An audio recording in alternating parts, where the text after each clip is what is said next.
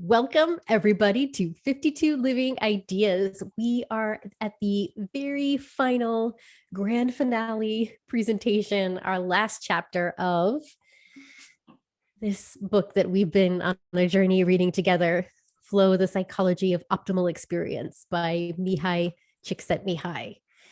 Even though we're at the end, I believe it really is a good grand finale. We're going to be talking about flow and meaning making and just having an opportunity to share as a group our own key takeaways and perhaps the meaning that this book and this group exploration has had for you, which I think is perfect timing for this time of year. We're recording this right after Thanksgiving here in the United States. So thank you all of us who joined us. Hopefully you're not too full on turkey and you got all your Black Friday shopping in, and we can get this book club started.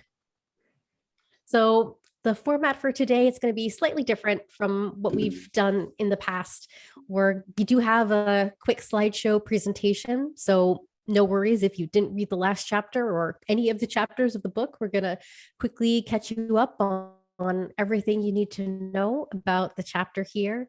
And then we're really just going to open it up to a group discussion today. We've got a smaller group anyway today, right here during this holiday weekend. And it'll just be an opportunity for us to have a nice big group discussion and close out the book here. We ready to get started, Maritza?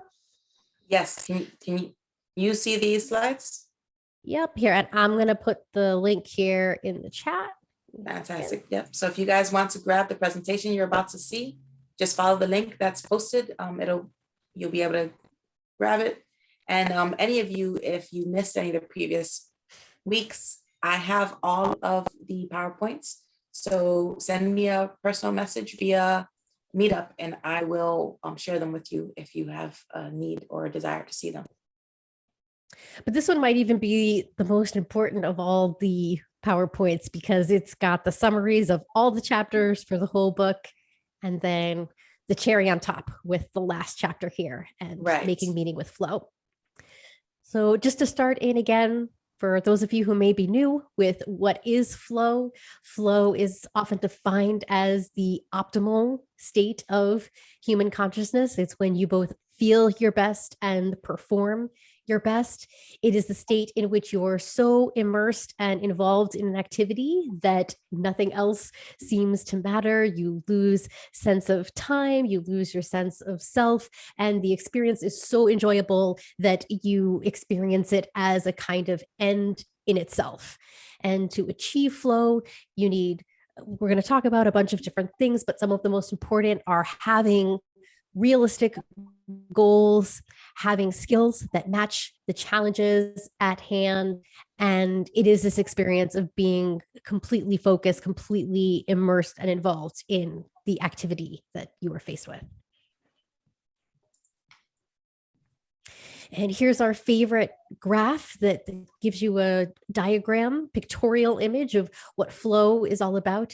You can see on one of the axes here are your skills as they are progressing from low to high, and then the challenges from low to high. So perhaps if you're just learning a brand new skill, it doesn't take too much of a challenge for you to be in that sweet spot.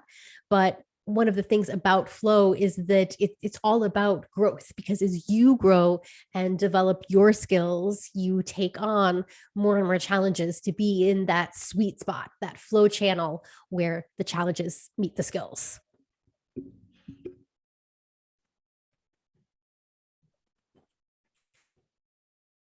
And here's just a quick recap of, at this point, it's the whole book, everything that came before. We started out in chapter 1 with a kind of philosophical reflection on what happiness is all about.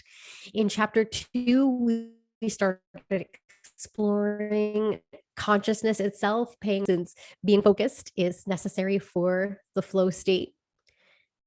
Let's see, when we go on to the next chapter, in chapter 3, we really got into all of the nitty-gritty details, components that go into the flow state, how you need clear goals, immediate feedback, the balance between challenges and skills, that experience of action and awareness, feeling as though they merge. You're not distracted when you're in this flow state.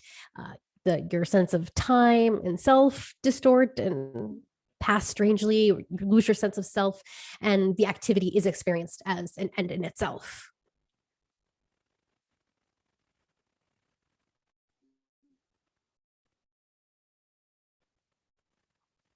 In chapter 4, we got into some of the conditions of the flow state, and then we started examining the body in flow in chapter 5, which was followed in chapter 6 by the mind in flow. And Mertz, if you want to jump in and add anything to these, and just kind of going through everything really quickly here so we get to chapter 10, which is where we're at. Right. Chapter no, 7. It's fine. I'll wait until we go through and takeaways at the end. So after talking about mind and body and flow, we started talking about perhaps the two most important ways that people spend their time, which is at work and in relationships. So we examined work and flow in chapter 7, which was followed by chapter 8, where we looked at flow in relationships and also flow in solitude. And in our previous session, which was called Cheating Chaos, we looked at flow as a way to cope with and even perhaps overcome some of the worst stressors, challenges, real tragedies and trauma that people experience in life, and how flow can be helpful and healing even in that way. And that's going to bring us all the way up to where we are today, the very last chapter of the book, chapter 10, which is all about flow and the making of meaning. And just to point out, just to get us started with this idea of how flow is related to the making of meaning. And MC points out to us that, as it says here, the transient nature of life will leave you void of fulfillment. You need to compile life into a continuous flow experience. Everything in this world is temporary, so you must be prepared by not placing all your happiness on external things like career, family, materialism, etc., which all dissipate in time. And in order to translate life into a continuous flow experience, you must have a goal in life, an ultimate goal that gives you a sense of eternal satisfaction as you grow and progress toward that goal. And this really is what we're going to really focus on for the most part today, about how having this really broad life purpose kind of life goal can help you create this long-term meaning in your life.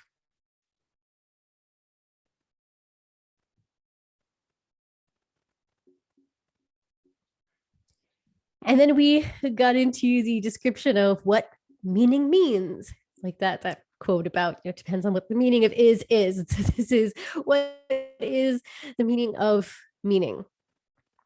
And just to maybe emphasize this point, which I guess was a little bit on the last slide, but we didn't quite yet talk about it, but we're going to get into it here, which is that in MC's presentation here on the chapter, there is no one meaning of life that he's going to argue that all human beings should be striving toward, that we are individuals. And so it is up to us to craft and create our own meanings to our lives, but that there are some guidelines that he's going to give that will help you be able to achieve, as he's going to call it, this continuous flow experience, so that you achieve this level of happiness that is more enduring.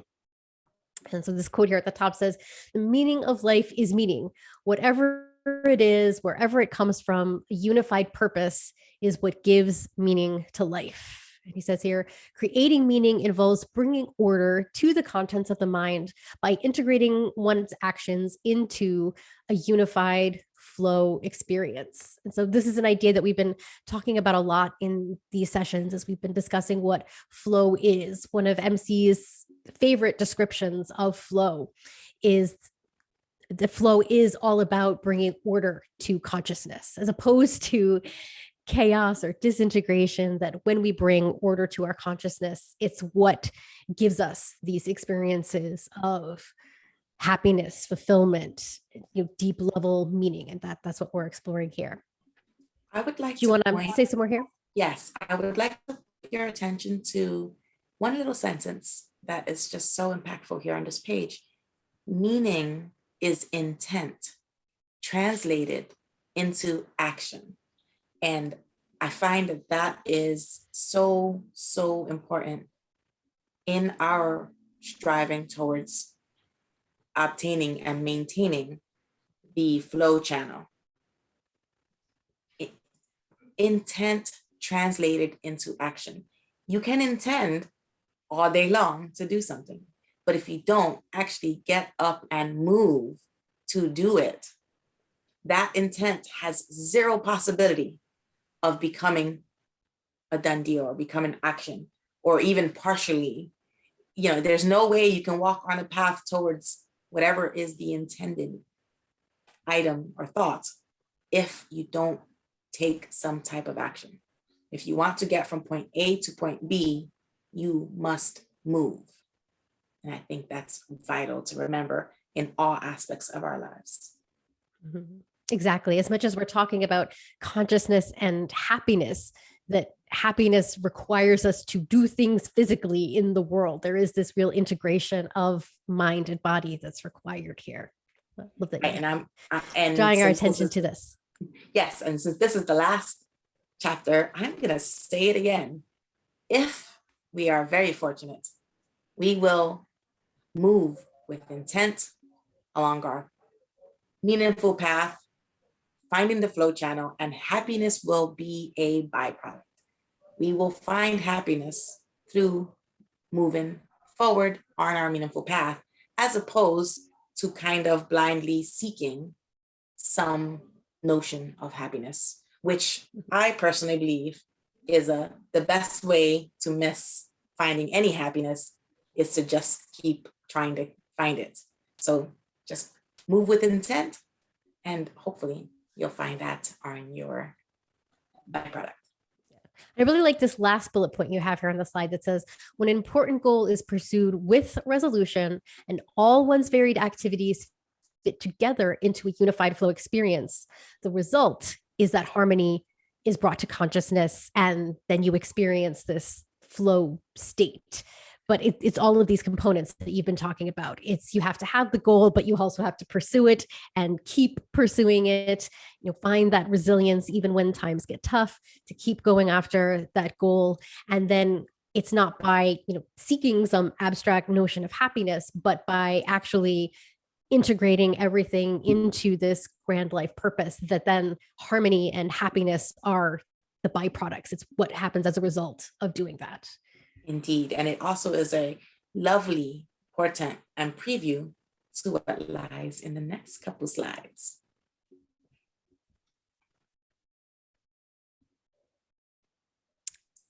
So we've talked about having a kind of grand goal, grand purpose, and then we're going to now discuss how one actually goes about cultivating purpose. And so this kind of first bullet point suggests here, it is possible to find a unifying purpose and ultimate goal that justifies the things a person does day in and day out. This goal will define the challenges that you need to face in order to transform life into a flow activity. And then building a complex meaning system seems to involve focusing attention alternately on the self and then on other people. And then he's going to get into 4 different stages of how we kind of combine both the self and others into the grand purpose that we are crafting. And I'll share, this was even a point that I learned from Stephen Kotler and his presentations on flow. He always talks about, he'll make a distinction sometimes between passion and purpose. And he kind of talks about that passion can perhaps itself be something that is just totally individualized, and it can be something that you just do in solitude that does not involve other people. But in order to live a meaningful life, you ultimately need to take your individualized passions and then transform them into something that not only brings value to you, but to others. And that's really how you transform passion into purpose. And then there is this harmony between your goals and your values and providing value to others as well. Marissa, did you want to maybe talk about the four stages here that Yes. MC discusses? So these four stages, he calls them, therefore, the emergence of meaning through purpose along a gradient of complexity. So what he means, and he does state this as in, these are not steps that we all must follow. They're not steps that we all shall follow. They just are steps that are available that we have the potentiality to follow. And this is my wording. His wording is not exact. This is kind of how I understood what he was saying, speaking about these four, because he didn't give them exact names. So I picked names for them for ease of remembrance. The four steps along the, of it in the emergence of meaning through purpose: self-interest, group values, self-actualization, universal values. Now, what you notice is you go from self to other, back to self, and back to other. And that resonates lovelyly with me because I really, truly believe that this here is the key to our betterment of ourselves, our community, our culture. Fortify the self so that you can fortify the community. Fortify yourself again, go fortify the community. That's what I see here happening. It's an iterative process. It's kind of like, you improve yourself, regroup, see what's improved, go back to the group. If every individual in a group retreats to their own corner, does some self-improvement, comes back, you touch base, you see what's better, you pick and choose what you're gonna collectively move forward with. Now you have new tools, new strengths, new knowledge, some of which you didn't have to strive for. And then you go back to your corners. And that's kind of what's happening here. And this is the way that culture evolves. That's what I see here in this model. It's this ebb and flow of from the self to the other. It's a very natural process. And so and some people never get out of the first phase, but that's not a negative thing. If you never pass the stage where your basic needs are met and you have breathing room, who are we to assume or expect that you could possibly have room in your psychic energy left over to focus on other people in the general sense? So you're going to make absolute certain that you can live. And you see this if we look at it from a family unit, or even one of my favorite examples always is the mask.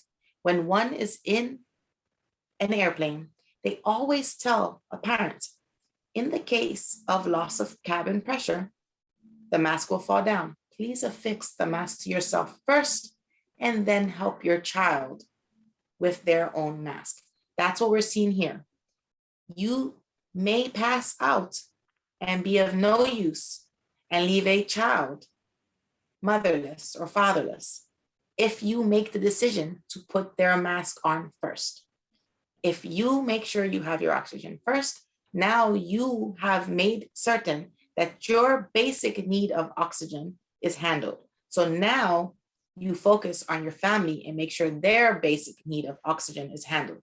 And then when everyone in your family is secure, you might look around the cabin and see who's struggling, who needs help. And once that is, you go back and you're like, how can I get my family out of this? And if you guys find a way to get out the cabin safely, you might again look back after your family is safe to make sure. And that sounds self-involved or selfish, but this is like almost common sense. It's not good or bad. It's just a natural ebb and flow, almost like a survival instinct, as it were. This is how I'm understanding it. And so this is what it's saying. And when we talk about self-actualization, it's you're reflecting on your individualism because you've got what has been gained with when you were focusing on group values. Now you have a little more and you focus on that. And the interesting thing about this one is that this is the phase where we see a lot of, and this is what MC tells us, the midlife crises that many of us here, at least in the United States, experience. It's because of this, because as we're increasing our skills and challenges, we're maturing past the basic seeking of pleasure, and we're seeking to find things that are more enjoyable than pleasurable, because there's a little more meaning to be found in enjoyment. We are kind of butting heads with our very self, challenging what is our limit or straining against what we believe to be a limit. And MC says this is from whence comes the midlife crises, because many people find themselves around the time when they're having the midlife crises, the goals they had set, for which they had this singular purpose, now they've been met. If you're at your midlife, you're accomplished at work, you're done with schooling, your children are well and flourishing, and now you might flounder. You might be like, wait, what's next? This is the point why they're regrouping. And if we could somehow find our way out of stage 3 and towards stage 4, what we're seeing here is that now we can contemplate the ultimate goal of ours, because we have to identify it, re-identify it at step 3. Then you're going to move towards looking at the universal values, as in, what is bigger? What is the transcendental, I don't want to say meaning of life, but that's the vein we're talking here.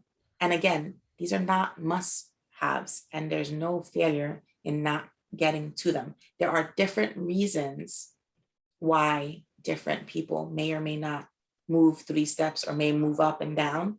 So it's not a judgment to show these are the possibilities. And in some very tangential way, step 4 is a goal all of us harbor somewhere deep in our little corner of our mind, even if we're not aware of it. Because ultimately, that's what we all want.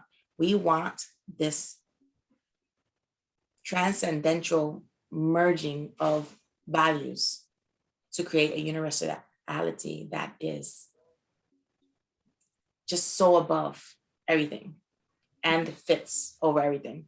Whether or not that exists, I don't think I'm far enough on these steps here to tell you. But anyway, that's how I understand this. Thank you. Yeah. No, and I love how you're even describing them as, they're possible stages, but I think it's important to stress too that it's not step by step, as you're saying, that you don't have to go in this order. It's one of even the big lessons that I've learned this past year. Something that I learned about even Abraham Maslow is the psychologist who is famous for what's often called the hierarchy of needs that ends with self-actualization. But recently there was a book that came out, Transcend, by current psychologist Scott Barry Kaufman, who works in positive psychology, actually does a lot of really interesting research on flow as well as self-actualization, and has been kind of going through the research and has redefined that model. He in his view, it shouldn't be a pyramid, but he views it as a kind of sailboat where there are more of like the core needs that you need to have met, and then be like the sail of growth and self-actualization and transcendence. But I think it is important to recognize that you can kind of come in at any one of these levels, and sometimes even a strategy for dealing with the perhaps lower first levels is to start to put your attention on some of the higher levels. So I think the classic example of this is Viktor Frankl and what he talks about in his book about, which is all about making meaning as well. And he was talking about his experience of being a victim of the Holocaust and being in the concentration camps. And he was someone who survived, and just some of his reflections on why he thought he was able to sustain. It ended up being years that he was trapped in the concentration camp, and even how psychologically he was able to sustain himself and survive, whereas others didn't. And one of the important things that he talked about was he was someone who had at that point goals at the level more of universal values and self-actualization. He had a purpose. He was he was in the middle of his career as a psychologist when he got thrown into the concentration camp, and just had this burning purpose to have to get out there. And he had a book inside of him that he had to get out there into the world. And just having that sense of purpose is precisely what he credited it as helping him to survive. And in this horrendous traumatic situation where the basic needs of food and basic shelter and basic physical health were not being met, that it was precisely by focusing on what you might consider the higher levels that he was able to keep going and to find that resilience. So I think just important to recognize that as much as we're describing these as stages or as steps, I always like to think of them more as the spiral. We've talked about that metaphor before, and just to recognize that you can perhaps come into this spiral at any different levels, and then perhaps maybe your strategy for dealing with one of the seemingly lower levels is to purposefully start aiming at the higher level. Sometimes the best way that people deal with personal tragedies is to start thinking about others. I always think of like my classic example of this is the Mothers Against Drunk Driving. I can't even imagine being a parent who loses a child to drunk driving, and the way that these mothers and parents deal with their grief is precisely to take that horrible tragic incident and give it a purpose that that adds value to others and adds value to the community. So just to put that out there as well.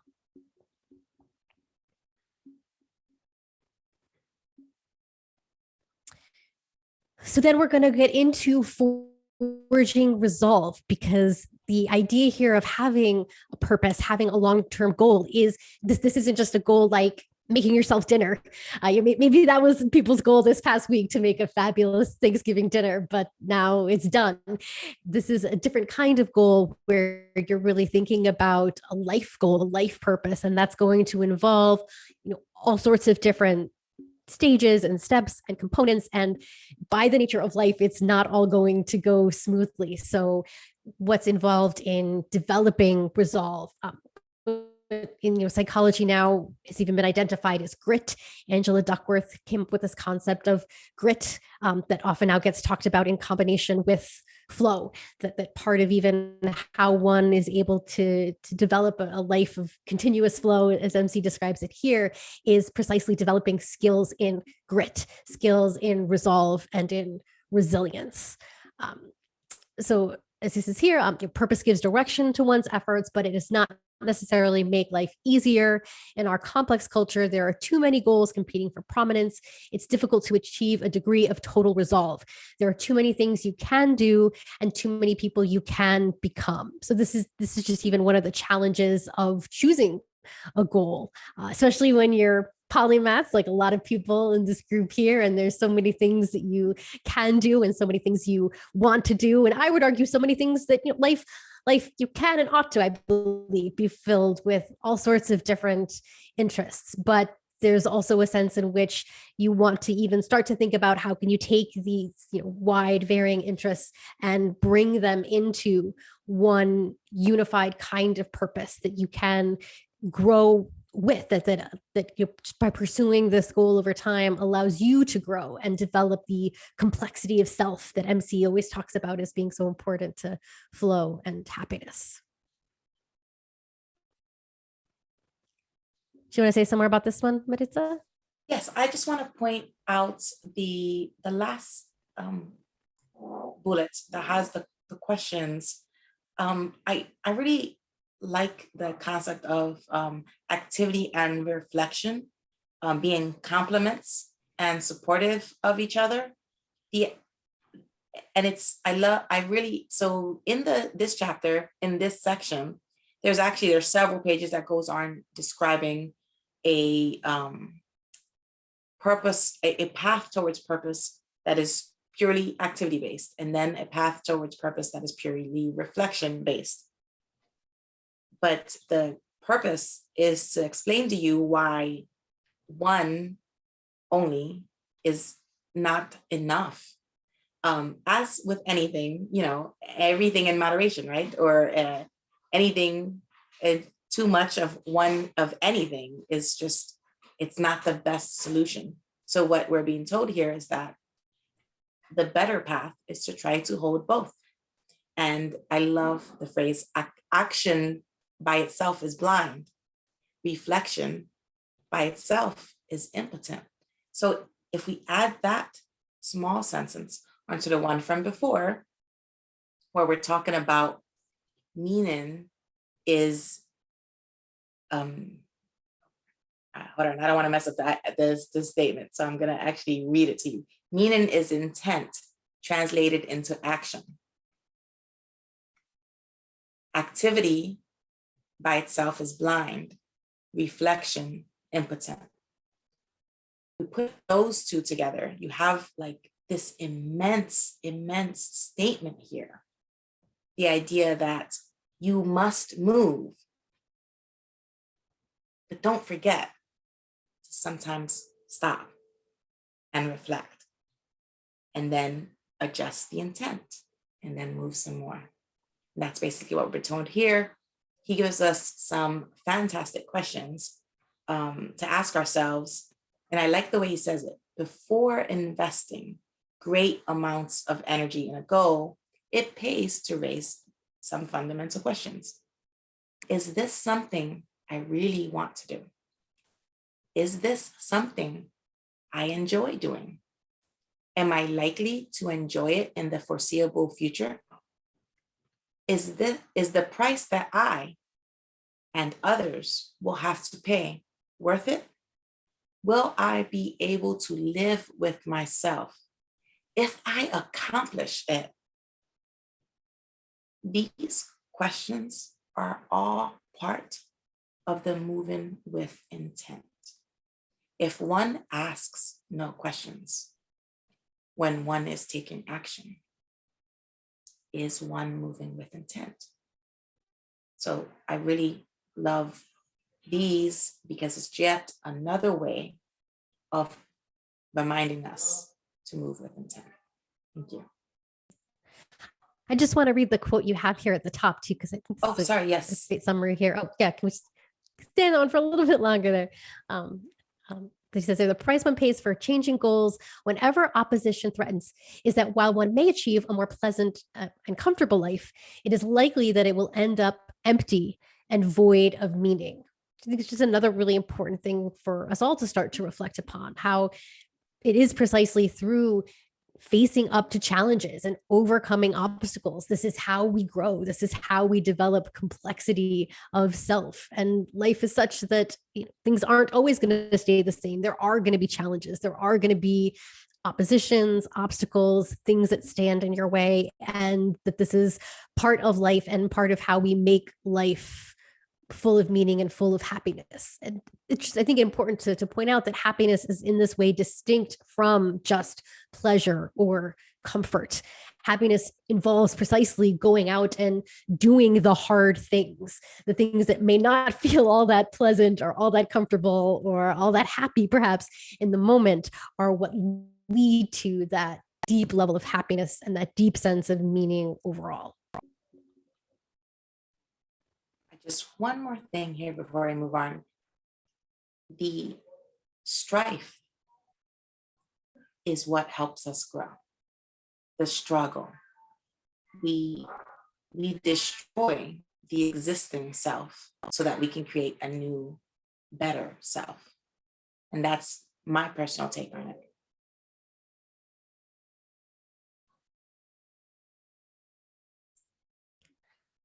So now we're going to get into talking about how we achieve this sense of harmony. I like the quote here at the top too. The consequence of forging life by purpose and resolution is a sense of inner harmony, a dynamic order in the contents of consciousness. There's a lot packed in there, but I think it is a really great summary of everything that we've been discussing so far in the book and then in this chapter in particular. So this idea of having purpose, of going after that purpose with resolution in the face of any opposition or struggles. And then when you do that, what the result is, you're not pursuing happiness, but happiness is the byproduct. And you get that, as he says, there's a sense of inner harmony. And I love how he describes it as a dynamic order. Sometimes that's not often the way we think of order. We think of order and structure and stability, but this is order that is dynamic because life is dynamic and human beings are dynamic and growth is dynamic. And so the ultimate goal and end result that we are striving for here isn't a set result. It is precisely a process. It is order that is dynamic in consciousness. And then just a couple sentences here. So he says, we achieve a sense of harmony by chasing meaningful goals. These are goals that we would chase despite any obstacles toward achieving them. And when we chase such goals, we feel a sense of order. And I'll just read this next one too. The more complex any system, the more room it leaves open for alternatives, and then the more things can go wrong with it. This is certainly applicable to the evolution of the mind, as it has increased its power to handle information. The potential for inner conflict has increased as well. When there are too many demands, options, or challenges, we become anxious. When too few, we get bored. And so here again, we see that model that we've been talking about of the flow channel, where we're looking to balance the challenges with the skills. And as he's pointing out here, when the challenges are too great, we're not in flow because we're just in that state of anxiety or frustration. But if there aren't enough challenges, then we just end up in boredom.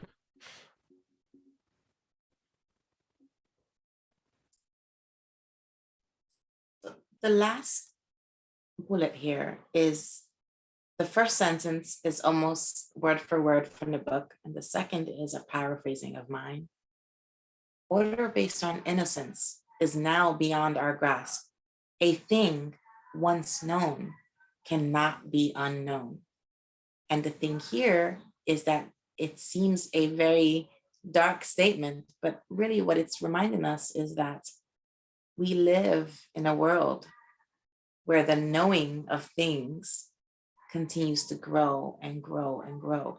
And what that does is it is almost an exponential growing of our choices and options, especially those of us who live in such a technologically advanced society. That can create so much more.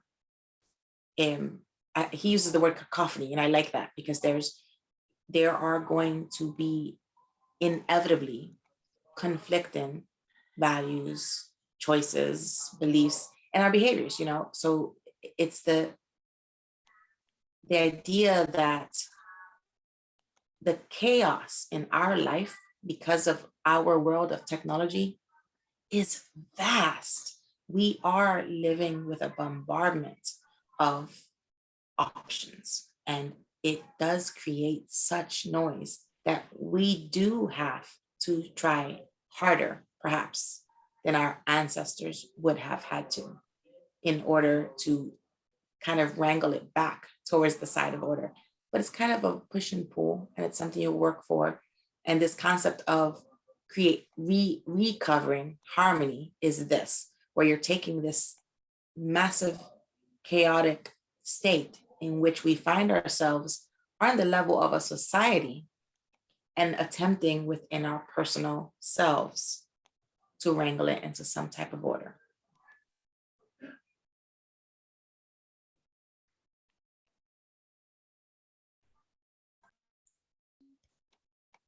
And here we're going to talk about, it says here's a unification of meaning in life's themes, and how, I love how he puts it here, as he says at the top, complexity consists of integration as well as differentiation. And this even gets back to the slide we were talking about a little bit before, where we were talking about individuals and groups. And that, I think, is just even one manifestation of this broader idea of bringing together both integration and differentiation. So he says, just as we have learned to separate ourselves from each other and from the environment, we now need to learn how to reunite ourselves with other entities around us without losing our hard-won individuality. So this is something we do within ourselves, and then how we bring our individual into our differentiated individual into integrating with the world more broadly. This is up here. Instead of accepting the unity of purpose provided by genetic instructions or by the rules of society, the challenge for us is to create harmony based on reason and choice through the use of goal-directed actions, or as he calls them here, life themes, that provide shape and meaning to an individual's life. So he's pointing out here that what your purpose will be is not something that should just be given to you because of your genes or because of what society says, that ultimately it ought to be something that you choose based on your own thinking, based on your own beliefs and your own values. And then that helps you create your own sense of unifying purpose. And then that's something that you bring out then to others and to the wider world.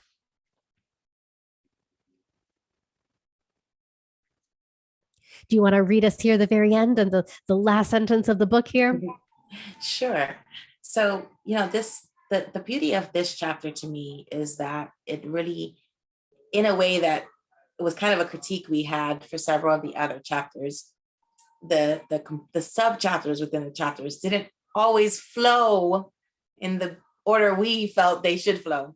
This one, I feel the entire opposite. I feel like it flows just lovely in beauty. And it does a fantastic job of pulling all the little strings we got from the earlier chapters together. And it culminates here, like he ties a little bow around all the themes he's discussed throughout the book. And to give you a little background, because we just give you the best bullets. He spends time when he's talking about the unification of meaning in life themes. He's again talking about this ultimate goal. And he's talking about living, with intent and purpose and forward movement. And he describes how this is done and has been done for ages, cultures, and he talks about how, on a very basic level, we should remember that we are standing upon the shoulders of our ancestors, which I think is lovely and really speaks to me. Because, you guys hear me, I'm a little bit of a broken record. I've said this often. Even when one walks alone, one does not walk alone. One walks with the knowledge and the history of one's ancestry. He touches upon that here. And what he's talking about is this belief that we live in a time where the belief systems that our ancestors used don't quite work for us today. We have a conflict on such a grand scale that there is need for a new type of life theme. So the ultimate life theme for humans doesn't quite work anymore because of our technological advancements, our scientific exploration. And so that all culminates in this paragraph here, where Csikszentmihalyi, hoping to say his name right for the last paragraph here. The most promising life theme for the future might be based on the realization that the entire universe is a system related by common laws, and that it makes no sense to impose our dreams and desires on nature without taking them into account. He's talking about a symbiotic relationship, maybe, where there's more of a push and pull than a take. Recognizing the limitations of human will, accepting the cooperative rather than a ruling role in the universe, we should feel the relief of the exile who is finally returning home. And MC brings us home by saying, the problem of meaning will then be resolved as the individual's purpose merges with the universal flow. So, all of us here today are extremely fortunate because now we know what the ultimate goal is. Universal flow, naturally.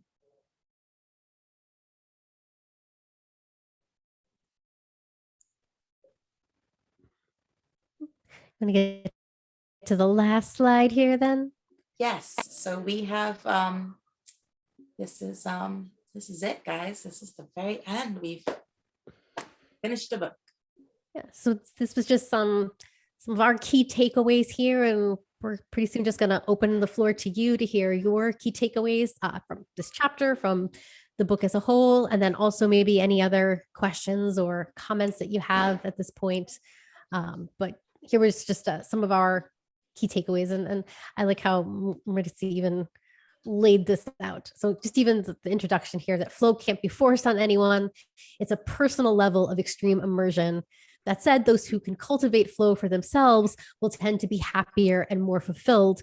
To help yourself and possibly others find flow, set up a culture or environment that's conducive to flow. And I think that is very true, that the first way to create flow in the world is to start with yourself. Jordan Peterson always says, clean your room. And this is, I think, that idea. First you got to find the flow within yourself. And then once you do that, this idea of setting up culture or an environment. Some of you may have joined us in the discussions where we've talked about Maria Montessori, who has that idea of the prepared environment, that it's perhaps one of the best ways that we can, if we're directly trying to teach or guide other young people to set up the prepared environment. I think there's even a lot of connection between what Maria Montessori was trying to do in her prepared environment to help young people get into flow states. Just even like if you know anything about the Montessori system, that might be something we might want to discuss as a group if other people want to chat about that. But just this idea that you start by bringing the flow in yourself, and then that's a first step to even bringing flow to others and to the world. And then do you want to talk about these last three that you put together here, Maritza? Sure.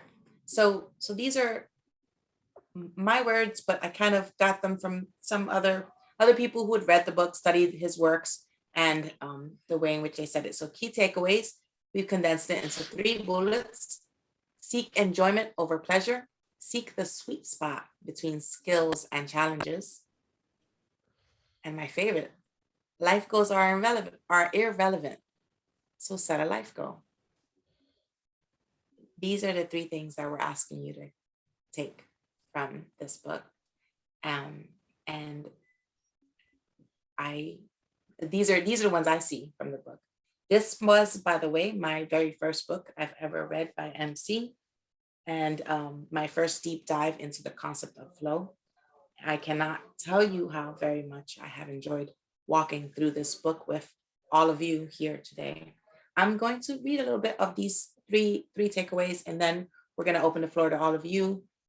We really want to hear your thoughts on any aspect of the book, any of the concepts that call your name. If you have additional questions, let's gather around the table and let's just chat. But first, let me read these a little bit here for you, explain what we mean by them. So when we're saying seek enjoyment over pleasure, the idea is that, as we've all heard before, pleasure is fleeting. Enjoyment is more fulfilling.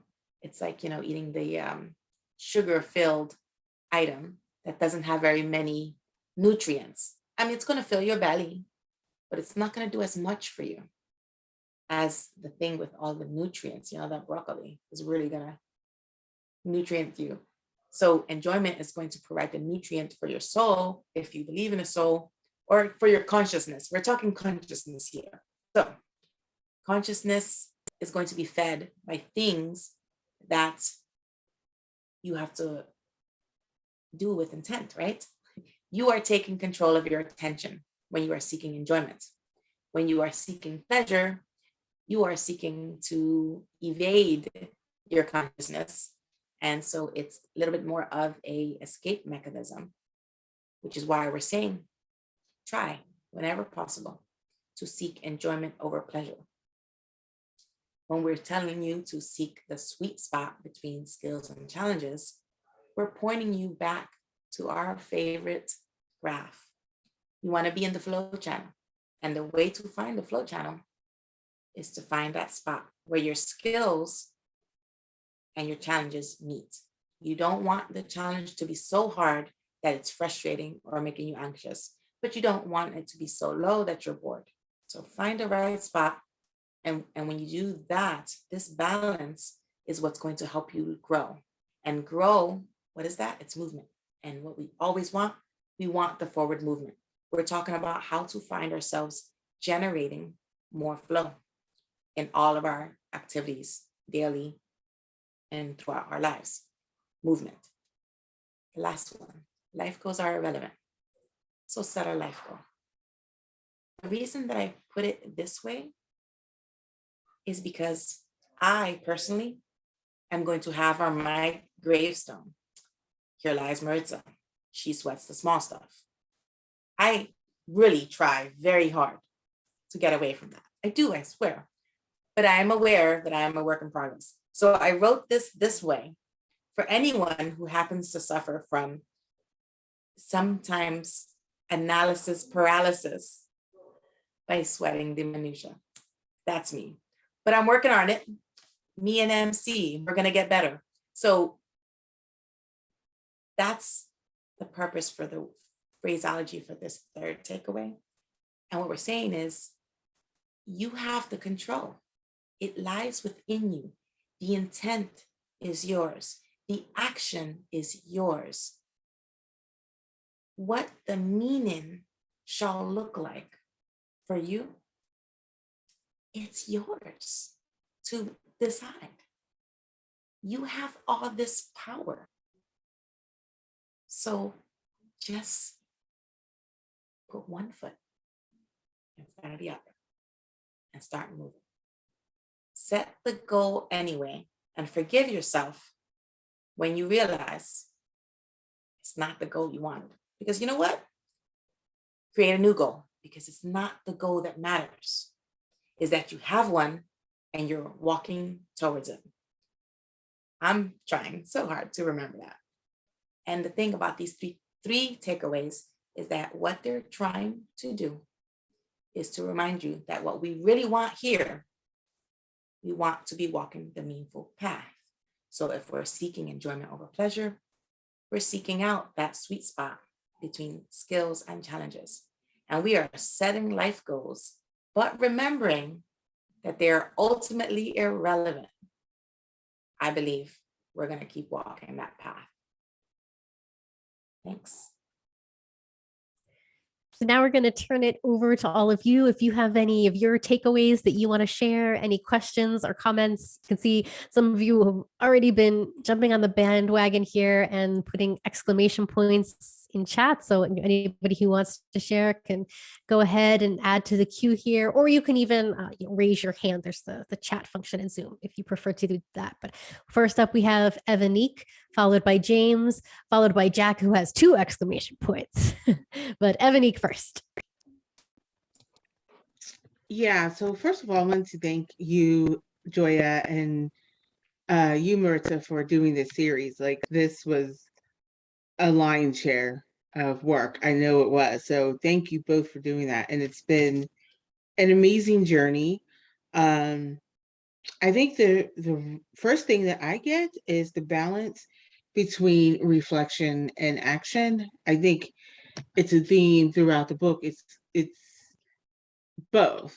And I know for me, I can harbor on the reflection aspect of things and like overthink things. Like, that's my thing. Like, I overthink everything. Like Maritza was talking about her tombstone. Mine's going to be, here's Evanique. She died of overthinking it and not doing anything. And so I'm working on that. But yeah, and I think what I've learned and what I've done, not only through flow, which has really been helpful, but through like kind of all the 52 living ideas concepts, is to learn to take action. And if it doesn't work, throw it out, do it again. I think that's key. I think we can't be afraid to fail. That's another key. I was so afraid to fail because I was like the nerd in school where I was like on the honor roll. So failing was not an option. I was like that person. And um, so really taking on failing and just moving forward after and learning from it has really been helpful. Yeah, I love the part when Maritza, I think it was you, they was talking about, or I think it was you actually, Joya, that was talking about being a polymath. And the thing I liked about that and just studying that is that if you're disappointed in one area of your life or something, you have so many other things to focus on that you can feel the emotion and move on and just like focus on the other areas. And I love that. So I think that that also is key. Um, I love the part where it says strife is what helps us grow. I think Maritza said that. And I wrote that down because it's true. You grow through the strife, not through the happy moments. I think the happy moments are the celebration after you've gone through the strife, right? Like you've learned the lesson, you finally got here, and you can just take a moment to just celebrate that you made it through. And I think that's happiness. It's like, I made it through it and it's great. And, you know, I know why it happened and you're good. Um, I think there was a quote, and I think Marcy, you paraphrased it, but I love the quote in the book. I think for me on my Kindle it's on page 230. I don't know if it matches up, but it says the order is based on innocence is now beyond our grasp. Once the fruit is plucked from the tree of knowledge, the way back to Eden is barred forever. And I think I love that because like when I studied the Bible, I always wondered like what was the crime in eating from the knowledge of good and evil. I mean the knowledge of the, the tree of knowledge. And I was like, well, why did God do that? And it's here, you know, like it is once you have knowledge, you know, that pure bliss, that pure ignorant bliss is no longer. And so I'm of the type where I'm like, well, maybe that makes life better, you know? I don't So know. if I can jump in for a minute here. So an interesting thing is, you know, I rewrote it for myself without a reference to Catholicism, but something to ponder is the assumption is often made that the way back to Eden is barred by the ultimate deity. What if it's barred by us internally because the self has a knowledge? So here's the thing is that when one did not know how to find that tree, it didn't exist. But now that one not only is aware of the tree, has tangible evidence of said tree because one has eaten from its fruit, one can no longer deny its existence. And when that being the case, how is it possible to go back? It's maybe like in a relationship, you know, you have this relationship where you're in the honeymoon phase, it's perfect. You think that they walk on water. And then you discover that, you know, they are maybe they just absolutely cannot make a decision ever. So if you're going to stay with this person for the rest of your life, you must make all the decisions. That's not necessarily good or bad. It just is. You cannot now pretend you don't know that fact because you know it. You can't, I mean, short of whacking yourself in the head to have amnesia, you're not going to forget that fact. And so the path back to that honeymoon phase is barred to you, but it's not barred to you by anyone or anything. It's just because now exists a bigger picture, because increased knowledge, you see more, but you also see less. And that see less is why, in my mind, that path to eating is barred. Just my 2 cents. Sorry, Emily. Continue. Go ahead. No, I think that was beautiful. I think that was better than the way I could have said it. So thank you. I appreciate that. because you're right. And I think that's why I like that passage too, is I don't think it's a bad thing. You know what you're getting into. I mean, like like I love the comparison of a relationship. It's like, and also you have to ask yourself, can I live with this? Like those questions that you had towards the end of the presentation, like those 4 questions, but I'm just going to paraphrase. It's like, can you live with the result? Can you live with that person not being able to make a decision? Can you live with, you don't have to necessarily like it, but can you live with the simple fact that you will always be the decision maker? And I think it's true in anything. Like each one of us have our talents, but each one of us also have our flaws. And if you're going to be in a relationship with someone, the question that you need to ask yourself is always, can I deal with their flaws? And if the answer is yes, then you accept it fully. And the same thing for that partner and you. And then business is the same thing. It's like you find out the person's faults, and can you still be in this relationship? I think it just applies all across the board. So, and I love the last slide where you said life goals are irrelevant, so set a life goal. I so love that, because it gives you the freedom to create. It gives you a creativity, and that it's not as important. It's not like life or death. If a life goal doesn't work out, or if you've completed that goal, then you can move on to another goal, or create a new goal, or maybe have that goal grow and go universal. I like that. And seek the sweet spot between, and this is the last thing for me, is seeking the sweet spot between skills and challenges. I think that's key, because I had a job where I knew it like the back of my hand. And when I was laid off, I had to go with a job where, well, I chose a job. I didn't have to. I wasn't at that point yet, thankfully. But I chose a job that I knew would challenge me more. And I knew I didn't know the industry very well, but I was like, this will help me grow. This is the opportunity I need to grow. Because if I go back to the same industry, I'm not going to grow anymore. It's pretty much old hat. But going into a new industry would help me grow. So I think that's key. And it's been a challenge. It's been frustrating. It's been anxiety producing, but it's also been great. It's also been a learning opportunity. And it's also made my days more fulfilling. So that's what I've gotten as a summary. Thanks, Evanique. Next up, we have James. And anyone else who wants to add to the queue here too, just a type in exclamation point while James is coming on here. Yeah, I just wanted to give some of my reactions. I really loved your presentation, and I'm sorry I came in into this a little bit late. This is only the second one I've attended, but and I understand this is the last chapter. So, but it will be. This is something that I've always wanted to. I essentially always should have read, because I was interested in the theory of flow. But I picked up one of the other books that were called Flow that were in the bookstore when this first came out.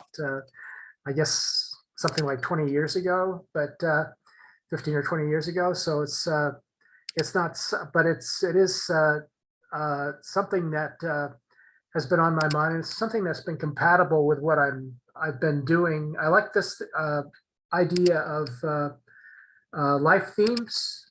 In other words, something that I could probably use in my work is a life theme. In other words, I thought my life theme was to lead groups and to be a philosopher and to educate other people in philosophy. And I think that the being more conscientious about that as a life theme, I think is something that is definitely going to help me. I've had some difficulty with my physical existence, mostly because I'm an older person, and when I was younger, I took diet and exercise very seriously. I was like kind of like a sub-athlete. I was a musician, and I took it as a kind of like I always took diet and exercise as a challenge. And now I kind of like continue with a lot of the same habits, but I think I'm realizing that I actually have to create a new triad between diet, exercise, and enjoyment. In other words, I need to approach it from a new aspect of integrating diet, which sometimes I do extremely well because I'm a fairly good cook and I know all the rules. I know a lot of the rules for approaching diet in a good way that works for me, but I can extend that. I realize I can extend that. And one of the ways I could probably extend that is by letting the exercise lead. In other words, whatever contributes to my wanting to exercise and doing exercise better, in other words, what makes me stronger, is something that will probably contribute to my having the best diet and not be overweight, not just basically enjoy my life, enjoy what I eat, enjoy the exercise that I do, as well as all the work I do. So I think the exercise is going to become a much more important theme in my life than before, in terms of using those techniques that I follow, like what do you call it? Intermittent fasting, keto, anything that I throw in to my, and another one is like the vegan thing. I can even follow the vegetarian theme, which I sometimes do, but I can combine those different themes of diet in a way that contributes to my exercise by letting the exercise lead and increase my enjoyment. The other thing that I've done, I can share this later if you want me to. It's probably a good time to break off, so I'll just put up another explanation flag and go on to a different subject. Thank you.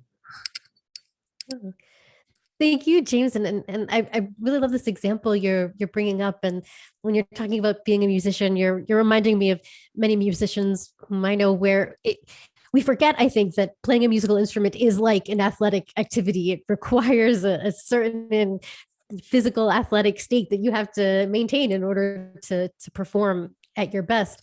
But I really appreciate what you're pointing out here too, that, we go through different stages in life and things change. So for example, first of all, our goals change. So it sounds like, maybe whatever your relationship is with music is different now than it was, so many years ago. And so even what the requirements might be to be in your best shape to play your instrument, to be a musician is something different. Not to mention just going through life, that our bodies are different at 20 than they are at 30, 40, 50, 60, 70, 80, and hopefully many of us will live beyond 100. So it's not that we can ever just, kind of get stuck in a rut and think that whatever we started doing with one of these aspects of our lives, we can just keep doing the same thing. And I love how you're suggesting the way that we can think about integrating, because that's what MC has been telling us about here, that we have to unify everything. And I love your point here about maybe, kind of picking one of these things, and then that kind of sets how you would integrate all of the other things. So perhaps it's even, once you figure out what kind of goal you're pursuing or what your activity is, then based on that, and then obviously like your stage of life, then you can think about, okay, well then what can my diet be, and then maybe what kind of exercise should I be doing, so that all of these things kind of can come and come together into a beautiful whole. And then that's just got to keep evolving as we all keep growing and developing and changing. Thank you for sharing that. Next up, we have Jack, and then anybody else who wants to come in after that or come in again, feel free to type exclamation point in the chat or raise your hand here. But Jack is up next. Yeah, first, like Evanique had said, thank you, Maritza and Joya, for hosting these. It's really interesting because I didn't know about 52 living ideas until like probably 6 months ago, maybe a little more than 6 months ago. And flow was actually, it was on the top of my list of books to, to want to read this year. And, I kind of prioritize books that are both print and audiobook, just because I like to, listen to the audio as I'm reading. But this one, there's not an audiobook. So it was kind of like, sitting on my shelf for a while. And it just so happened that you guys, decided to host these events. And so I'm really thankful for that. I'm very lucky that kind of like everything aligned. Yeah, so I guess I have like 4 or 5 different questions about this chapter. I think like some of the things that you've already covered in the slide presentation, but one in particular maybe that I'll just focus on is this on page 230 with the, and it's been talked about before about the quote, the order based on innocence is now beyond our grasp. Right. So, I'll be honest, I disagree with the concept that because it seems to me like he's making an absolute judgment, where prior to that, he talks about a child's options are usually few and coherent. And, he goes on and basically, and even before in the previous page, he talks about how technologically less advanced people had limited choices. So order was so much easier. And so they could get it to flow that way because they didn't have all the various different things that perhaps we have to, consider especially in a more technologically advanced society, right? So it seems to me like there's probably more than 2 options, but the 2 options that I'm thinking about right now in regards to getting into order and to flow is the one that he pushes, which is the idea of purpose plus resolution equals inner harmony. You achieve inner harmony. And so purpose is essentially having a life philosophy, resolution is action, and then harmony. I think he talked about information structure, but it's essentially what equals purpose and resolution, right? And that's the unified flow experience. But this idea that we don't have the option of having those limited choices, or at least like controlling our environment in a way to approach things that way or our lives that way. I don't know if I can agree with that. Like a perfect example is there was a movie that was recently released called King Richard. And it's Richard Williams. He's a coach of Venus and Serena Williams, who went on to become, champion tennis players, and considered the best, probably the best in the tennis history. But anyway, if you delve into that story, it was a family that grew up in Compton, right? That lived in Compton, and their environment was insane, the surrounding environment. But within that storm, he essentially created an environment in the household where it was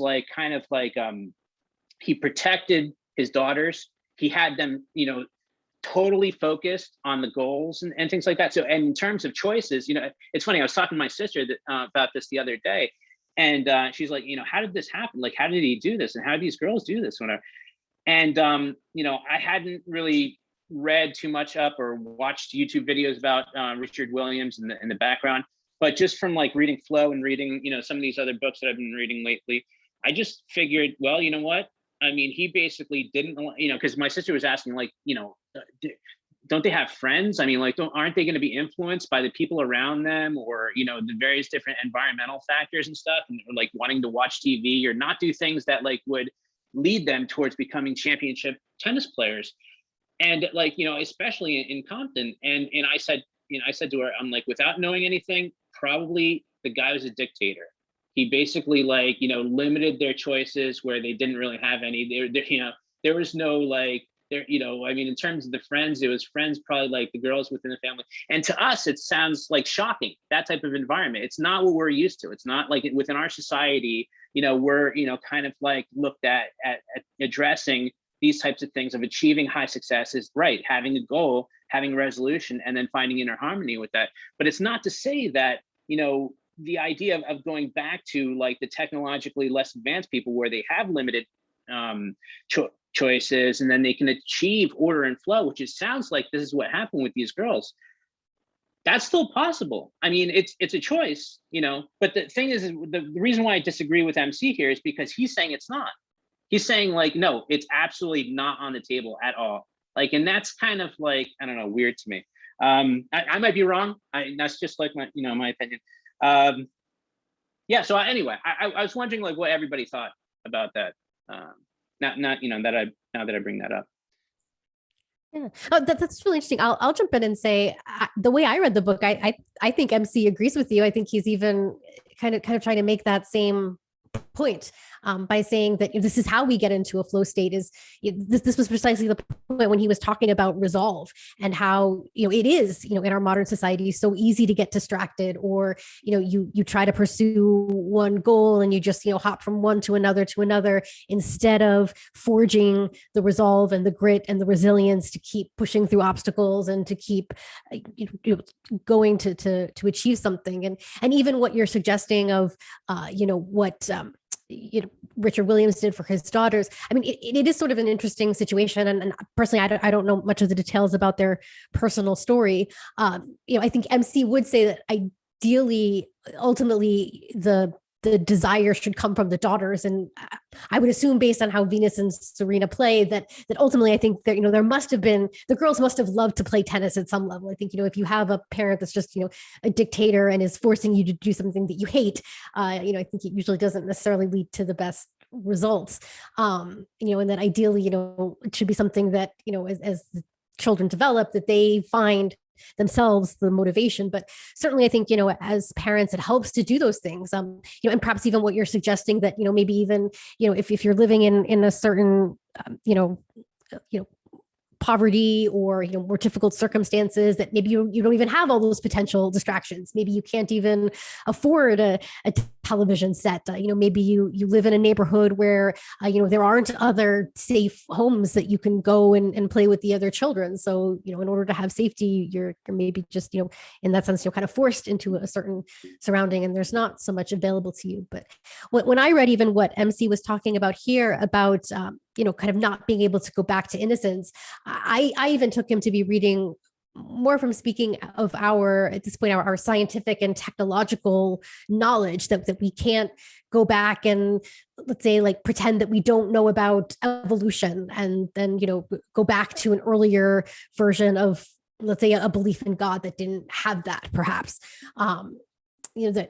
That's sort of the way I think that he was suggesting that, we perhaps can't go back. But that was just my reading, and maybe other people read it differently. So yeah, if you want to address it, Maritza, you want to say something, and then I just want to say, if anybody else wants to address it, type exclamation in the chat as well. Can I just say one thing real quick? So in terms of, it's funny, I was watching this interview with Richard Williams, and someone asked the same question, like, did you see a spark in your daughters when they were growing up, like, that told you that, yes, that, they're going to be champion, or did they have interest, or like, I mean, and he's like, his response was, they didn't have a choice. Like, this guy, he doesn't think the same way that we do, or what most people think in terms of, like, essentially our society nowadays is like, give the children a choice, see what interests them, have them try out different things and stuff, and then foster those skills within that area of interest, right? Like, and this is why I'm saying, like, the approach that he takes is completely different than what's, in terms of, like, the way we think about things in terms of purpose and resolution and achieving harmony. And I guess maybe the same way the thought would be, like, during medieval times, like, say you're a blacksmith, chance that your son's going to be a blacksmith, like, you just inherit that, right? You don't have it. So he essentially limited the choices. That choice was never in their minds, right? And he essentially, like, kind of like and in some ways, I mean, it clarifies things, for when you don't have, it goes back to the whole idea of, like, these civilizations that aren't technologically advanced. They're just going to be hunter-gatherers because that's the only choice they have, and so they become really good at it and they achieve order and flow that way. So anyway, it's a drastic departure than, like, what we think about. But the reason why I bring it up is, again, that option is obviously there. It's just that most people aren't going to take it. So, I'm going to respectfully disagree a little bit with Jack here. I want to address the statement, the order based on innocence is now beyond our grasp. I also kind of viewed it the way Joya did. I saw that as a definitive statement on the state of our technological advances in the realm of science and technology. And I would like to use Jack's example here. So yes, these are two children who were raised with a very, very strong parental control, but they knew that television existed. They may not have been allowed to watch it. They knew, they were aware of its existence. They're aware of what gravity is. They're aware, of many of the equations that we live with, we don't even think about, but they shape our day to day. E equals MC squared. You don't have to say that and keep it in your memory. All of us live with it in the background because we all sit upon that, because those choices are our ancestry. So even if one is raised in a very secluded environment, we're still sitting upon these discoveries that our ancestors have made and things that we take as, givens. They're givens because somebody else discovered them or somebody else toiled for them to make them the thing. All of us take plastic for granted. Every last one of us. We never think of plastic.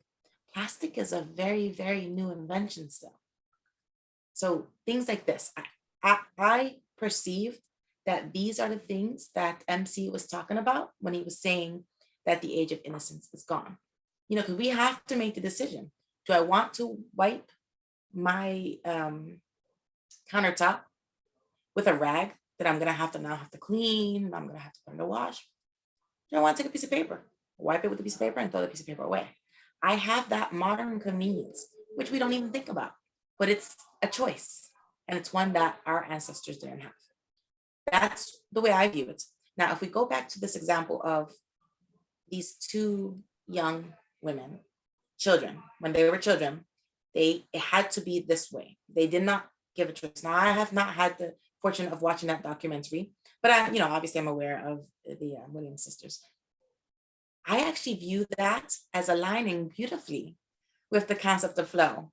So let me paint the same story to you. And I would love for you to comment on Jack. There's no, this is just respectful, a little respectful disagreement. I am definitely open to hearing more comments here. So if we look at it from a perspective, the way I see it, we're saying, or MC is telling us, so we said in several slides back, we said that meaning is intent. Why do I always get that wrong? I apologize. Meaning is intent translated into action. So this very, very strict father did not allow his children to develop their own purpose in life, their own meaning in life. He gave them meaning. He told them what their action would be. And that became their reality. And they found flow in that single-minded focus, because what he did very, very well is he found a way to ensure that the skills matched the challenges, and that every time they didn't, he increased the challenge. He propelled those girls into the flow channel. He pushed them, pulled them, prodded them along in a way that's not conventional. It's not what most of us experience. And so we're stuck having to flounder about on our own. All of the extraneous things that most of us had to deal with as children, they didn't have to. They didn't have to worry about, makeup, clothing, boys, television, none of that. Social anxieties that we have to deal with, they didn't, because they had a very strong, and Joya said it beautifully. She was like, it was almost dictator status. People in countries where they are raised by dictators have an innocence and a simplicity about them that we don't. We live in a democratic republic, and as such, our base of options is so much vaster. It's not that the options don't exist for these people who live in a dictatorship. It's that they are controlled by others. So those things which we must focus, that which they must focus on, are so much more narrow,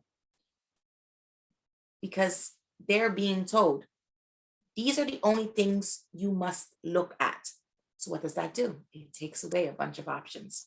It's not that they don't literally or physically exist. For those two girls, in their upbringing, they had less choices and less things to worry about or be distractions. So there was less conflict on finding that path. And so they were much more easily able to enter into flow.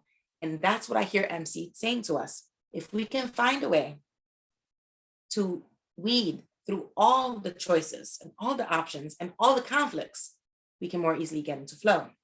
That's what I'm hearing. And so when I hear the story of these girls, it makes me smile because it's so different a tale. But I see the same path. And to me, it brings into stark reality the concepts that we've been walking through here. Sorry for taking up so much time, guys. I know a couple of you have been waiting. Thank you. Yeah, we're going to turn it over to James and Evanique and Jack. I'll just maybe jump in really just quickly and say that maybe one way you could think about this is that in a sense, you sort of have to be the dictator of your own life, which maybe is the harsh way to put it. But, you know, the benefits of living in a free society where there are so many options that are open to us is that we have to impose that order to limit all of the distractions, to find that goal. That is the challenge that he's suggesting to us here, that we have to find that perhaps one unified goal that maybe takes in a bunch of different things, but that definitely weeds out everything else, minimizes all the distractions so that we can have the focus and the attention that get us into flow. And just to put the point and say that ultimately, I would say we don't want to live in a society with dictatorships or even with dictatorial parents. I mean, as I said, I don't know much about the Williams sisters and specifically, but I do know just from just other examples of children and parents, there is a way where that style can go drastically wrong. If you have a parent that's forcing their child to do something that they absolutely hate, that it just builds up resentment, and then by the time those children grow up, they just become bitter and resentful, and the relationships break down. And we can see that clearly didn't happen with these sisters. So there was at least like some element of luck where you get the sense that because the girls as adults embraced this and took it on as their own, that it did ultimately become intrinsic motivation for them as adults, even if it started out in childhood where their father, maybe even just by luck or happenstance, happened to push them into something that they could ultimately, as they grew up, embrace more intrinsically. But I want to turn it over and let Jack, you want to say something quick first, and then we'll turn it to James and Ebony. Thing. I don't think like it was luck. Like, I mean, if you watch the movie King Richard, like this guy, the obstacles, and I agree. I mean, driving kids in a way where it's you're completely overbearing will cause a lot of kids to be bitter. There's examples of that in the movie where a lot of tennis parents, like the kids were having mental breakdowns in tournaments and things like that, right? And that's probably most people. No, this guy, he was very skilled. He knew that there was like this, Maritza talked about this ebb and flow. I mean, he essentially had this idea of ebb and flow in terms of like when to, apply hard work and then when it's just play, when it's enjoyable. And then like at a point where, well, I won't tell you the whole movie, but like, anyway, he was extremely skilled and he knew what he was doing in terms of turning these two girls into champions. Wow. So the results, are there. James is up next. Mm-hmm. Wow. I mean, you guys, parents have parenting skills. This is, I didn't expect to encounter this conversation. You get kids and you develop parenting skills that you didn't even know you had because you were doing something else. You were being really good in school, or you were really you were learning music, or trying to be greatest lover, or whatever combination of those things. and you thought you were just an individual, but then you became a parent. Yeah, you can call parents dictators, but that's what they do. I mean, they have to take care of kids, and the kids don't know what they want to do. They don't know that they're supposed to sit at the table and eat their dinner at a certain, when you tell them to. They have to follow those rules, and the one that sets all the rules. Mike gave me a book. He told me that about an audio book that he shared with me, and he said, you can listen to this book while you're doing your exercise, Dad, and or while you're doing housework, actually, is what he said. So that's what I'm not doing that. I'm doing more when I exercise. But it's Norm Macdonald's biography, and it's really interesting because he was forced when he was a child to tell stories at the table. And even if he was too embarrassed to tell stories about himself, other people would tell the stories. So in other words, his family was not a musical family. His family was a talkative family.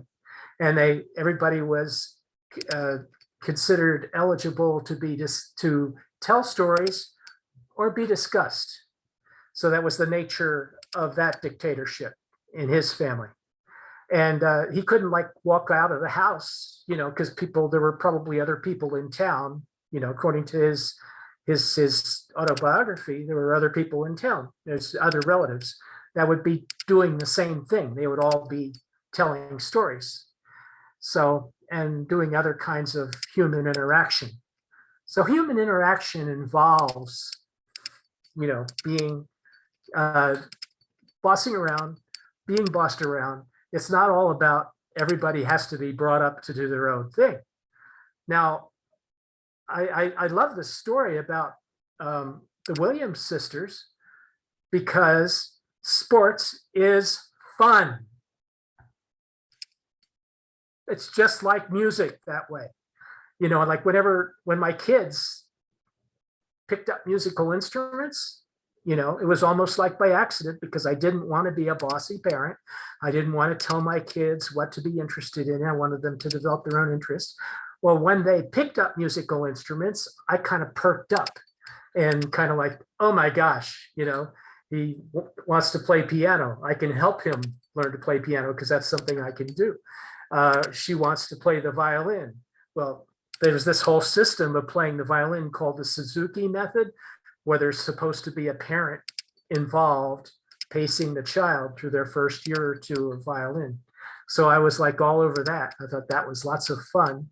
And it kind of was the way that she learned violin, although she didn't pursue it. Neither of them pursued it for very long. But what did happen is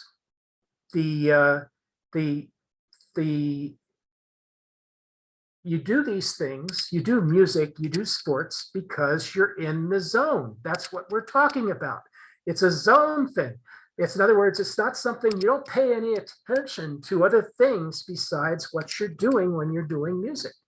And that is exactly what this is about, is the joy of creativity. That's what got Csikszentmihalyi, that's what got him involved in the subject to begin with. He wanted to find out what people who were creative were doing that allowed them to be creative.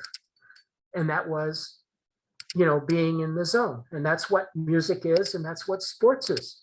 They're creative endeavors. I don't care if you're a basketball player or a tennis player, or, it doesn't look very creative. Of course, when the football players all have to execute their roles, it's true. There's some sports that look less creative than others, but most sports, when they focus on individual choices and individual action and individual talent, those are entirely creative, and they require that the player be in the zone all the time, not following someone else's orders.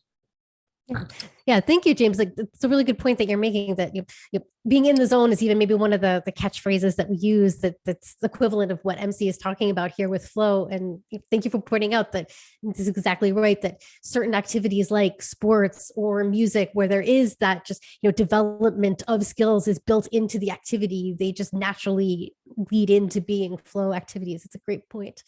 So we're coming up toward the end of our time. So I want to make sure that we hear from everyone here too. So we have Evanique, who had something else she wanted to say, and then something else from Midunes, if I have your name correct. I hope you can let us know how to pronounce that. But Evanique first. Yeah, I just wanted to say about flow. I think, one of the things, since we're using the example of the Williams sisters, I think one thing that needs to be understood is that, like, I lived in a neighborhood similar to Compton. So you either gave your kids something to do or they found something to do on their own. And maybe it's not what you would want them to do. And it was a matter of danger in that. Like, you didn't want, like, especially as women, you didn't want your daughters associating with drug dealers on the street, or, unfortunately, like, getting turned out for things like prostitution or things like that. So I understand his mindset of keeping his kids on the right path. And that's what they called it back in the day. It was called keeping your kids on the right path. And that was giving them something to do. Now, my mom had the same thing with me. I had to do some type of activity at school, whether it was a sport or whether it was, like, mine was debate and mine was theater. I had to do something after school. I couldn't just go home and that's it. No, I had to do something. I had to have some type of activity that was positive. And I think that's the way he did it. And another thing is, like, they had to love it, because look at the career they made of it. You can't do that if you're not in flow and you don't love it. So maybe, yeah, in the beginning they didn't have a choice, but at the end of the day, they always had the choice, and they chose, even after they made millions of dollars, even if they won so many tournaments, they still choose tennis till this day. They still choose it. And another thing is that, I think what James was saying is right. Like, you kind of have to be the dictator in the beginning. You don't have to do it in the end, but you got to kind of teach your kids how to do certain things. Like, you're basically teaching them how to be a decent human being. And sometimes that takes a bit of dictatorship to let them know that certain behaviors are just not acceptable. And no, it is not up for debate. So I think that's it too. But I think I think the book Flow, this goes perfectly with that, because yeah, maybe maybe their parents did guide them, but they really had to love it in order to perfect being in that game, or otherwise they just wouldn't have been that good. And it's the same as when fathers have their sons go do little league football or little league baseball. When they put them in those type of activities, they're trying to have them on the right path instead of just wandering about. And I think there's something to be said for that. So yeah, I do think, and the quote about the innocence, I think it's like, you can't go back to being innocent. And in my mind, it meant you can't unknow what you know. Like, once you've seen it, once you've seen it, you can't unsee it, in a sense, So I think that's what MC meant by that quote about the tree of knowledge. It's like, once Adam and Eve ate from that tree of knowledge, there was no going back to Eden. There was no Eden, because now they know, right? And so Eden was innocence. Innocence is lost, and it happens to all of us. Like, we can't go back to innocence once innocence is lost. So that's what I wanted to say, and I think that's why I just wanted to give another quick example. Like me, I did not want to go to Catholic school when I was young. Everybody else in my neighborhood was going to public school. My mom was a dictator. She was like, no, you don't get a choice in this. And that's exactly what she said to me. You do not get to choose in this. You're going to Catholic school and paying for it, and you better do well. There wasn't a choice, but that's the way parents had to be, kind of in the hood, because first of all, Philadelphia public school system was not nowhere where people really want to go to begin with. But 2, I don't get the decision. I don't have the knowledge and the experience to make that decision. And that's where our parents are there for. So yeah, but I don't think it's a dictatorship in that they had the choice at 18 to choose what they wanted to do. And I think that's where, like, I take the issue with the parents being the dictator. You know, you can get out at 18, whereas in a dictatorship, there's no getting out. So. Yeah, thank you, Evanique. So we're almost out of time. We're going to hear from Dunes. I hope I have your name correctly. You can tell us. But before we do, just want to say, so this is the final chapter, final presentation of this book. And I know like Anita, I think if I have your name correctly, mentioned that this was her first time here. But Maritza and I were talking about hopefully even continuing this as a sub-series within 52 Living Ideas going into next year. And I actually think there's a whole bunch of different books we could pursue. So maybe even something, if you guys want to chime in here in the chat or think about us and send us a DM, but just even some potential ideas. So MC has other books. His other big one is actually all about creativity and flow. So if that's something we want to look into, we could keep going with MC. There's, for example, MC students, like Keith Sawyer was one of his top students who did a bunch of work on group flow. So he has a book, Group Genius, we could look into. There's other people who were, so this book came out almost 30 years ago now. So there have been other researchers who've been going into flow. Like I had mentioned, there's Stephen Kotler, and he has a book that came out last year, The Art of the Impossible, which is all about flow and peak performance with neuroscience. And then, flow is generally considered within the broad umbrella of positive psychology. So we could look at books like Abraham Maslow or the Transcend book, which is like the updated look at Abraham Maslow, or Martin Seligman.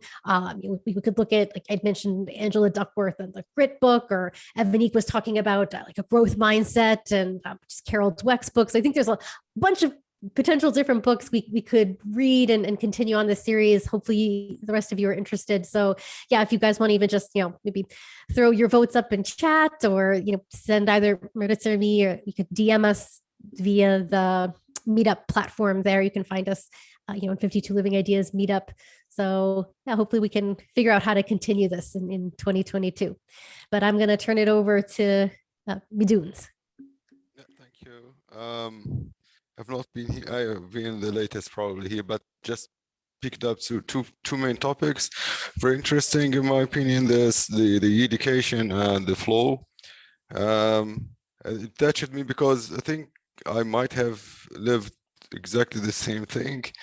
So I've been almost laureate in my school path, almost in all years, and have suffered from my mother really being excessively strict or even brutal with me. But the thing is, I love this very much. If I can thank her now, or I don't know. This I consider the best thing she did with me in her life. There's a key word here. So this is the key word in my opinion. If it exists, then we know this is the behavior is correct. It doesn't exist, then we know it's something different, which is love. So usually the mothers or the parents, when they're doing this with the child or with their children, they're doing it with love. I mean, probably that might be ignorance. They're not all like psychiatrists or psychologists that they know how to do this exactly the scientific way, but they most probably have inherited this from their parents and their grandparents and so on, and society and so on. But they do it with love. They want their children to succeed. They want them to be the best. And in my opinion, even though they do it the wrong way, it's better than just giving birth and then stepping away and then letting a whole society hitting the wall and then say why people are failing and so on. So they care. I mean, of course, there should be there should be collaborations and education and so on to share the best practices in this. But I think being rather demanding, let's say demanding with children, and putting pressure on them and stress on them, or at least in their early ages, is, even though we have problems that we have some not perfect solution, but I think this is better than just letting them to their desires, because children, if we let them to their desires, this era of these ages are the most precious ages in the life. If they lose them, I mean, I would say even 1 minute is irreplaceable at the age of 8 or 7 or 10, 12, 14, yeah, and so on. This you can shape a man that can change the world. You can discover a build capabilities in a genius, in a prodigy child, and so on. But if you don't put pressure on him, you cannot know which kind of skills he has, hidden skills he has there. I mean, yeah, this is I mean, I don't know if this should be a way like I have children and some kind of third party will interfere and does the education in my place. I don't think this is the right solution anyway, but because they are my children anyway. But yeah, I am for sharing the knowledge and improving the education process. And the flow is a different topic. I think the flow will come from if someone loves something and he discovers that he has empathy, or he has like special attraction to some kind of topic, and this is personal, like to mathematics, to literature, to any kind of things, to football, to sports, or something. If this is the magic of the parent, that he can discover that this child has a special skill, probably genius in this topic, because you might try out different topics, 10, 20, and then you discover this. And then once you discover this, the flow will come by itself. You don't do anything else. You just let him with what he loves, and then you have peers out. So that's it, because you cannot force it. The flow is, you cannot force it. It's like meditation. It's something that it comes by itself when the love and the empathy and the motivation is there. Yeah, I mean, that's shortly a few words I wanted to add or even repeat. And yeah, thanks for this. Yeah, For no, giving me no, speech. thank you for sharing. We are almost out of time. Just want to let you know there is another 52 Living Ideas meetup right after this one. It's at 9 o'clock Eastern time. So that's 8 minutes from now. It's an exploration of the Bhagavad Gita. And so it is a different Zoom link. So we're going to close this one out and you'll have to go to that one. But Jeff has something to say, and then I'm going to let Maritza close this out here in the last couple of minutes. But Jeff next. Well, I just want to thank you both for what I know, the magnitude of this opportunity to interpret the book and organize your own thinking about it, and be able to present this to us in a way that respects what one might think of as the paradoxes in the subject, or certainly the combination of complexities and simplicity in the subject. That, you know, the idea, you know, your goals mean nothing, so set goals. I think I'm not sure that it could be expressed better than that.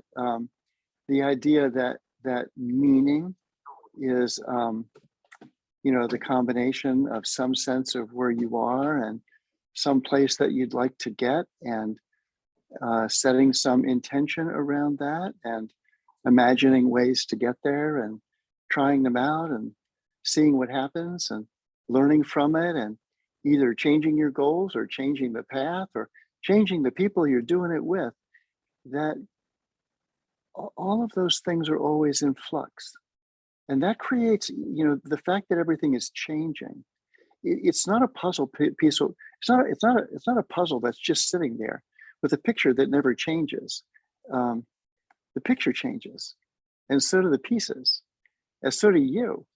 And I want to thank you all for not sort of trying to make it any more organized or as if there's one pure thing to know or think than there actually is, because it is wonderfully and beautifully diverse and complex. And I really appreciate that you have taken that orientation to it all the way through. So thank you for that. Thank you, Jeff. Jeff, you actually reminded me of, or you've made me think of something. So I'm going to put in a very short plug here. On Wednesday, December the 1st, we're going to have a discussion on the danger of the one story.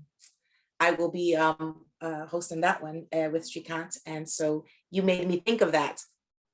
This book speaks to me so dearly because of that very same fact. There is no manual here. This book is not something you can grab and follow each page and then you're going to come out happy. And he tells you that at the beginning. What he does is he tells you, I don't have the right answers. You don't have the right answers. Jack doesn't have the right answers. James doesn't. Joya doesn't. But that's okay. There is no one right answer. Everyone has to find their own path. My meaningful path, it's not going to look like yours. That's okay. Even when you seem to be walking alone, remember that we're standing on the shoulders of our ancestors. When we're talking about, this last little bit of discussion where we ventured into discussion about parents, I find it to be so very amusing and appropriate as we close out the series for this book, because it's such a very literal reminder that even when we walk alone, we don't. All of those learnings that were imparted unto us as children walk with us. We can choose to discard some of them. We can choose not to. But you guys have heard me before say, if somebody comes near me with a broom, I start tap dancing to get out of the way. Why? Because I was raised in a culture that taught me that it is severe bad luck for a unwed lady to get her feet swept by a broom. Come on now, I've got a master's degree, I'm a math person. It's nonsense. And yet, don't bring a broom by my feet because I will run away. The thing here is that we choose. We get to choose. We have the beauty of choice. The meaning of life is meaning. Meaning is intent translated into action. We get to choose. You need a life goal, an ultimate goal to get you through. Keep moving.